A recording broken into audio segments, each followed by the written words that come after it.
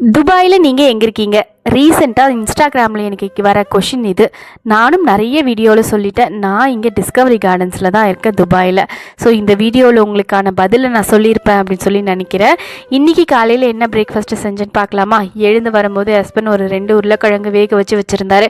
அதனால் 2 வெங்காயம் நல்லா பெருசாக சேர்த்து இன்றைக்கி உருளைக்கிழங்கு மசாலா செஞ்சுட்டு சப்பாத்தி தான் காலையில் ப்ரிப்பேர் பண்ணியிருந்தேன். பையனுக்கு கொஞ்சம் நல்லா பட்டர்லாம் போட்டு விட்டுட்டோன்னா ஹார்ட் ஆகாமல் இருக்கும் அப்படின்னு சொல்லிட்டு பட்டர் போட்டு சப்பாத்தி போட்டு அவனுக்கு டிஃபன் பாக்ஸில் எல்லாம் பேக் பண்ணியாச்சு. மதியம் லஞ்ச் இன்றைக்கி பொரியல் எதுவுமே இல்லை, பட் ஒரே ஒரு குழம்பு, அதுலேயே எல்லா காயும் போட்டுடலாம் அப்படின்னு சொல்லி பிளான் பண்ணியிருந்தேன். என்னதுன்னு பார்த்தீங்கன்னா காராமணி, கத்திரிக்காய், முருங்கைக்காய் கத்திரிக்காய் சாம்பார் செய்யலாம் தான் யோசித்தேன். சரி கார குழம்பே வச்சுருவோம் இந்த காராமணி சேர்த்து அப்படின்னு சொல்லிட்டு காராமணி வேக வச்சு எடுத்துக்கிட்டு புளி கரைச்சி ஊற்றி நல்லா கொதிக்க வச்சு கார குழம்பு ப்ரிப்பேர் பண்ணிட்டேன். நேற்று நைட்டே பார்த்திங்கன்னா இட்லிக்கு ஊற போட்டிருந்தேன். அதுவும் பார்த்திங்கன்னா கையோடு அரைச்சி எடுத்து வச்சாச்சு.